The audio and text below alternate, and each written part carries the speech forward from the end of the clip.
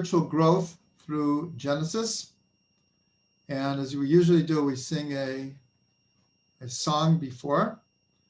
So this song, at the end of this class, we're going to be discussing about Mashiach, about the Jewish idea of the Messiah. And so this nigun is from the Mojitz Hasidim, a certain branch of the Hasidic movement. They come from Mojitz. And all of the Mojitz Rebbes were very, very famous for making up nigunim, making up songs. Some of them which were very, very complex, almost like symphonies. And this is one of the nigunim that in their tradition, when Mashiach comes, this will be the nigun that he'll be singing. It's a very, very, very beautiful nigun. In where I pray on Rosh Hashanah and Yom Kippur, we always include this nigun in the davening, because the prayers of Rosh Hashanah and Yom Kippur are very universal, very universalistic. I and the ding die and the ding die and the ding die ding die die and the ding die and the ding die and the ding die ding die die and the ding die and the ding die and the ding die die die die I die die die I ding die die die ding die and the ding die and the ding die and the ding die die die die and the ding die and the ding die and the ding die ding die die and the ding die and the ding die and the ding die ding die die die die die die I the ding die die I die die die I die die I die die die I die die I die die die die die die die die die die I the ding die die I like die day, like die die. I like Mumbai, I like die. I like die die, like die die, like die die die. I the ding die ding die, dun the ding die die. I under the ding die, dun the ding die, dun the ding die ding die die. Under the ding die, dun the ding die, dun the ding die ding die die. Under the ding die, under the ding die, under the ding die, ding die die. I die, ding die, I ding die, ding die, ding die, under the ding die, under the ding die, under the ding die, ding die die. Under the ding die, under the ding die, under the ding die, ding die die. Under the ding die, under the ding die, under the ding die, ding die die. I die, ding die, I ding die, die. I like die day, die die die. I like die day, die die die. I like die die, like die die, like die die die. I all the ding die ding die die. I like die day, die die die. I like die day, die die die. I die die die die die die die die die. I die die ding die dum ba da dum bum bum. That is a joyous nigun. If we've ever heard one, that's it. That is it.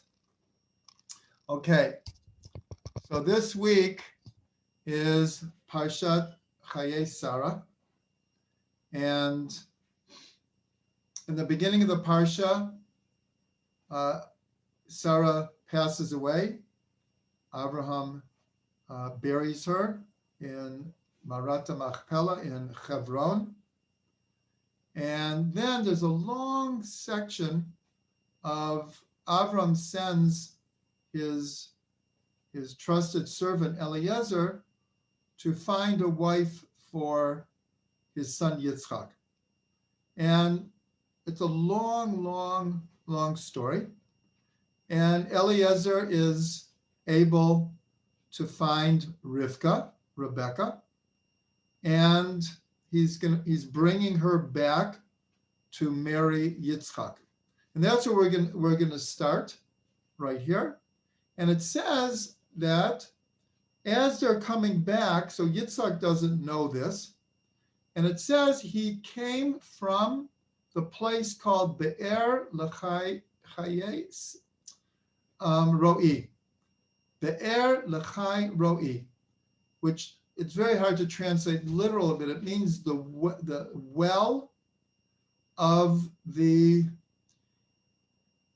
seeing life, or the well of life that has been seen. And the significance of this, Rashi tells us, what was he doing in this place? This is the place where Yishmael and his mother Hagar were living. If you remember last Parsha, so Sarah is not having children. Actually, the Parsha before, Sarah is not having children. And so she says, take my handmaiden, and maybe through her, I will merit to have children. And this handmaiden was called Hagar. And she becomes pregnant, and she has Yishmael, who becomes the father of the Arab nations, and through that, of course, Islam. And if you remember, at a certain point, when Sarah does give birth to Yitzchak, she feels that Yishmael is a very, very bad influence on her son Yitzchak, and she urges and almost forces Avram to send them away. So it's very surprising to hear that Yitzchak was hanging around with Yishmael and Hagar where they lived. And he comes, and the next verse is that Yitzchak was meditating in the fields at afternoon time, and he lifted up his eyes and he saw Eliezer coming with Rivka. So they first of all, I'm sorry, going back to what Rashi says, what was he doing in Be'er Chayei Roi? So Rashi says he was bringing Hagar back to Avram for him to remarry her.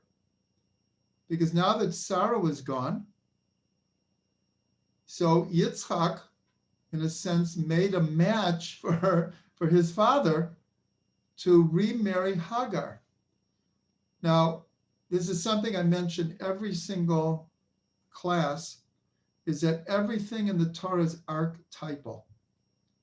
These are not just one-time stories that happened to people a long time ago.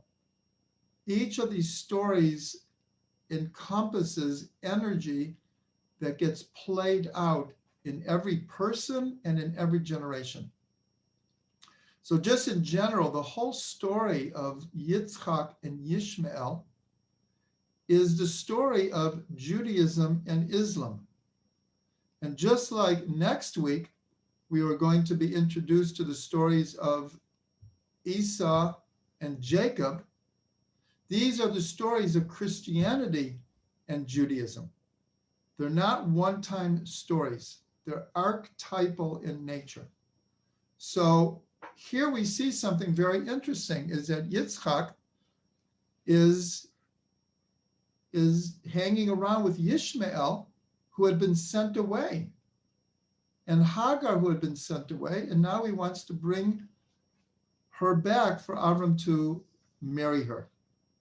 So it's very interesting because he's doing this before he sees Rivka coming.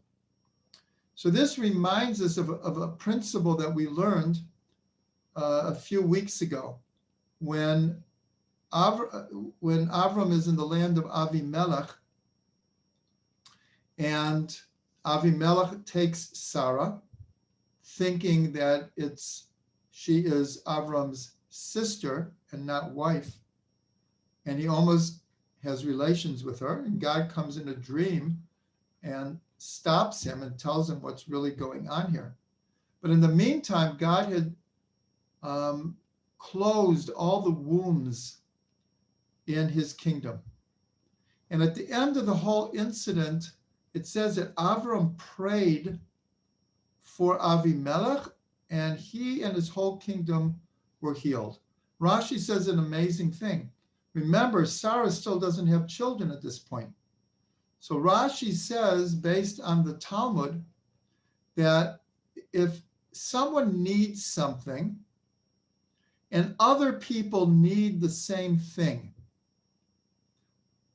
that if you pray for other people, you will actually be answered first.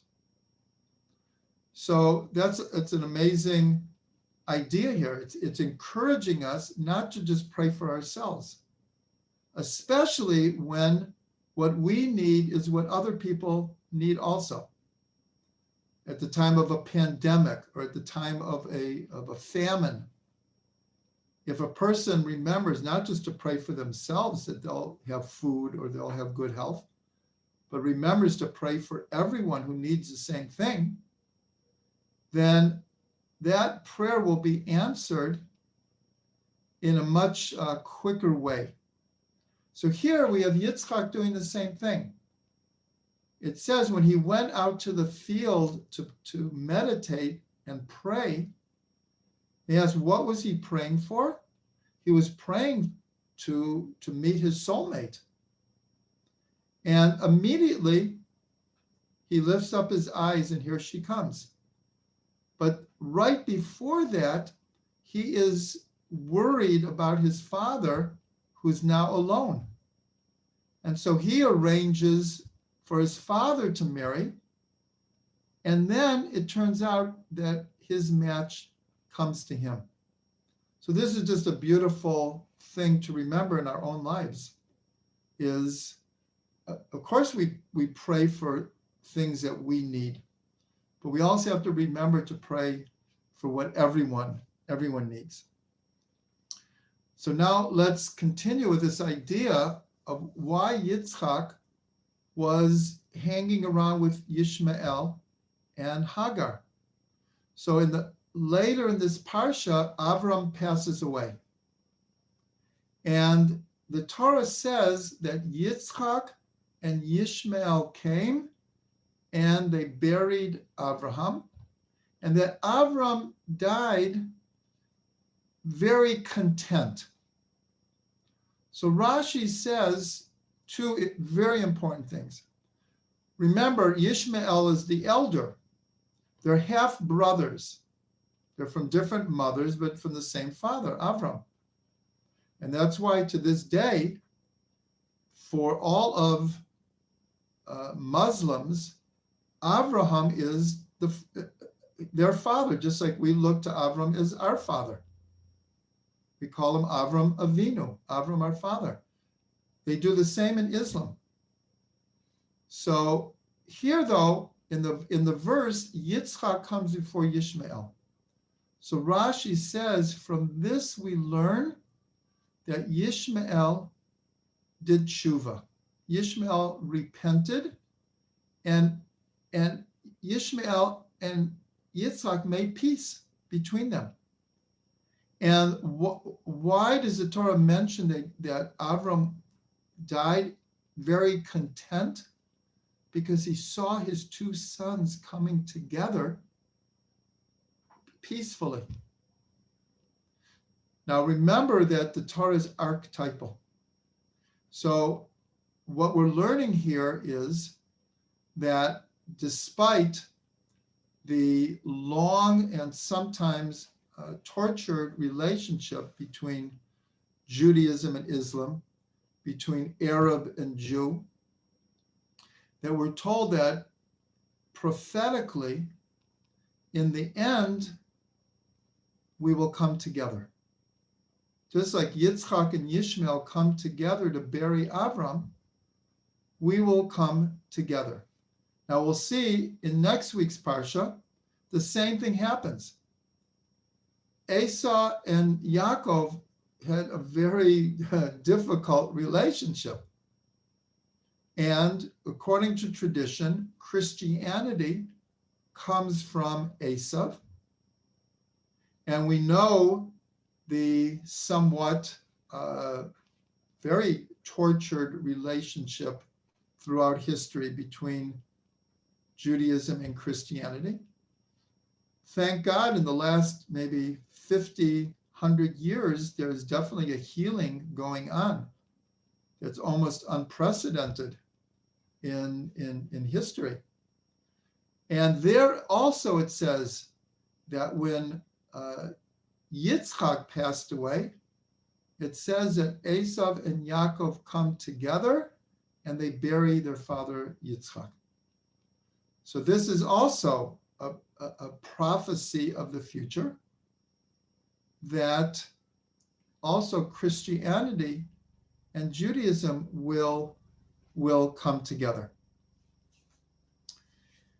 Now, according to tradition, and there are different versions of how Sarah died, but everyone agrees that it was connected to the whole incident of what's called Akedat Yitzchak, the end of last week's Parsha, where Avram brings Yitzchak and lays him on the altar.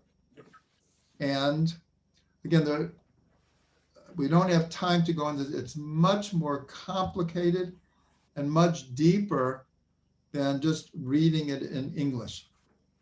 So much deeper. And this story, what's called the binding of Yitzchak, the sacrifice of Yitzchak, which of course didn't happen, has had such an influence on the three major religions. In Jewish thought, we read this whole incident on Rosh Hashanah. Rosh Hashanah is like one of the climactic moments of the year. This is the Torah reading that we read, the whole idea of Akedat Yitzchak. And again, pardon me that we don't have time to go into it deeply, but it had such an incredible influence on Jewish thought, but not just Jewish thought. If anyone knows what the Hajj is, the Hajj is the Muslims have call it a commandment, that at least one time in their life they have to come to Mecca and they have to do all the ceremonies around what's called the Hajj. And this is, for a Muslim, this is the pinnacle of religious life. So the most interesting thing is, in Mecca, there is this black monolith, and it's called the Kaaba. And according to Muslim tradition, this is where Avram almost sacrificed Yishmael, not Yitzchak. In other words, they have the exact same tradition, but they replace Yitzchak with Yishmael. So, but what's incredible here is the pinnacle of a Muslim's life is to come to the place where they believe that Avram was about to sacrifice his son Yishmael. That's how much influence this story had. And in Christianity, without going deeply into it, but of course the whole concept of sacrifice, of even self-sacrifice, is obviously a cardinal principle in Christianity. So here we see this story which is archetypal. Every single word of this incident is so pregnant with meaning on so many different levels. There's literally thousands of commentaries over the ages over every word of this incident. But I want to make just one point here, is that we see the intrinsic connection between Judaism, Christianity, and Islam. And even though throughout history there has been much tension and difficulty throughout history, there's no doubt that Christianity and Islam, in a sense, are offshoots of Judaism, historically, chronologically, and fundamentally. This is exactly how it's played out. So now if we go back to understand when Abraham's name was changed from Avram to Avraham, with an extra letter Hey was added. But the Torah explains what the name Avraham means. And it means a father of many nations. That is what Avraham means. Av means father, and it's actually Av Hamon Goyim, a father of many nations. And then the Torah continues that God says that all the nations of the earth will be blessed through you. Yitzchak got the same blessing, and so did Yaakov. Abraham, Isaac, and Jacob all got the same blessing, that all the nations of the world would be blessed through them. So now we see very, very clearly that the three major monotheistic religions in their source are all coming from Abraham. And then in this week's portion, another very important incident happens. Avram does remarry Hagar, but here she's called a different name, Keturah, which comes from the idea of incense, that her deeds were sweet smelling.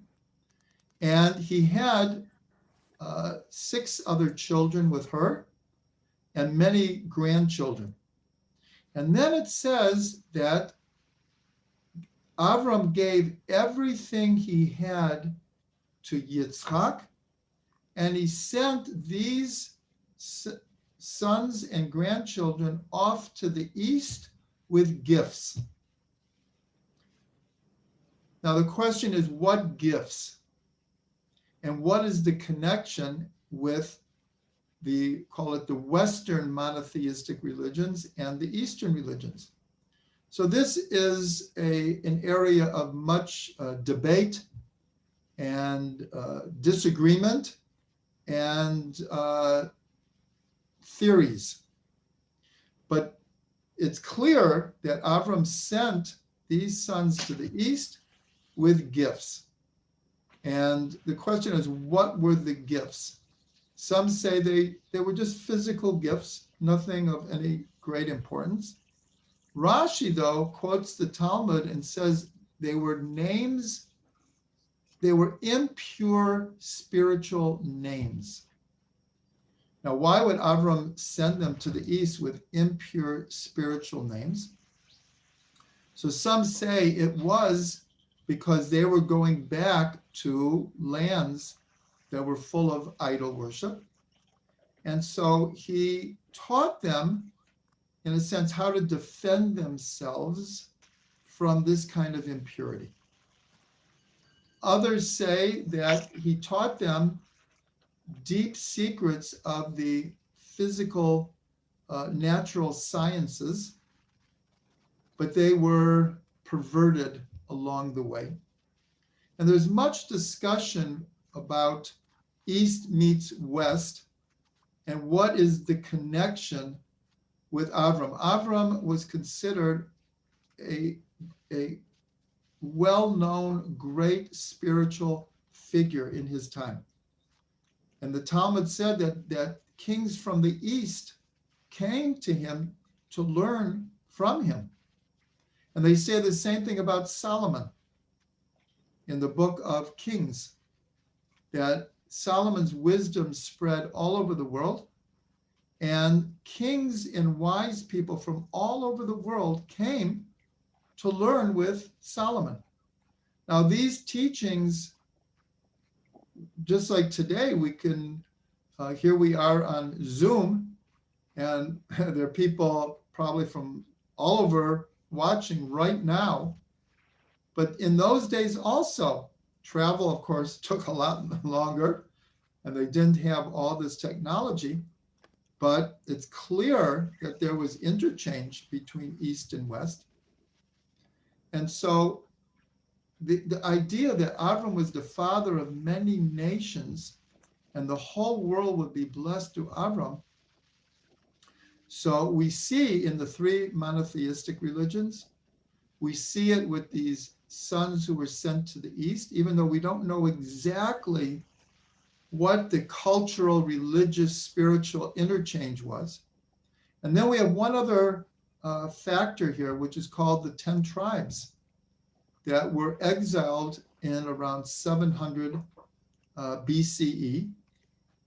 And again, much discussion as to what happened to those 10 tribes physically and spiritually. Today, for those who follow things like this, and you can see a lot of it even on YouTube, there are many, many groups or tribes in Asia, in Africa, who have traditions that they are from the 10 tribes. So this is a very, very fascinating idea that the 10 tribes, there's no doubt that they were spread out through mostly the East, because they were conquered by Assyria. And then Assyria was conquered by Babylonia and Persia. And they spread all over. So the 10 tribes also spread all over. You know, they did DNA testing in Spain. Until 1492, there was a significant Jewish presence in Spain, not just physically. They had an enormous influence on the culture and the religion of the time.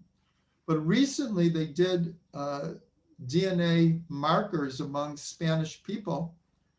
And I don't remember the exact percentage. It was something like anywhere between 30 and 50% of all Spaniards today have Jewish markers. So through Jews being spread all over the world, through Judaism, Christianity, and Islam, through the 10 tribes, through every area of human thought, Jewish ideas have spread everywhere. And this is exactly what the name Avram means, a father of many nations. So now I want to end with how that affects us today, because there is definitely, in the last 100 years, as the Jewish people return to Israel, there is definitely an expectation, a general expectation, that we are moving towards what's prophesied in the Bible as the final redemption, the Messianic era. And Maimonides, in his classic work, the Mishneh Torah, he actually ends this classic work with a discussion about the Messiah and what the Messiah has to accomplish to be considered the Messiah. And this is really one of the main differences between Christianity and Judaism as to identifying who the Messiah is and what the role of the Messiah is. Of course, we only have 3 minutes left, so we can't go deeply into that. But one of the things that Maimonides says, and which is accepted throughout Jewish thought, is along with the Messiah being part of the ingathering of the exiles, of the rebuilding of the cities of Israel, of the greening of the land, all of which is happening right now, of Jerusalem returning to its glory, what's called the fighting the last wars, which hopefully we've done already, but we don't know that. But the lasting and probably the most important thing that the Mashiach has to do is he has to bring peace to the world. The Messiah is not coming just for the Jewish people. The Messiah is coming to bring peace and harmony and God consciousness to the whole world. That is what the role of the Messiah is. And so going back to what we've discussed today, what seems like just verses in the Torah about Yitzhak and Yishmael, Isaac and Yishmael coming together to bury Abraham, and Esau and Yaakov coming together to bury Yitzchak. These are Dr. Amy Killen, I have my. These are prophecies of what will happen in the future. So we're really out of time. So I want to give us all a blessing that we, in our day, that we're able to see and experience the revelation of full redemption in the world, which will mean all of the peoples of the world coming together, and there'll be something that we have not experienced yet. There'll be peace in the world, and there'll be cooperation in the world, and there'll be love and harmony in the world. That has always been our vision of what we're waiting for in the Messianic era.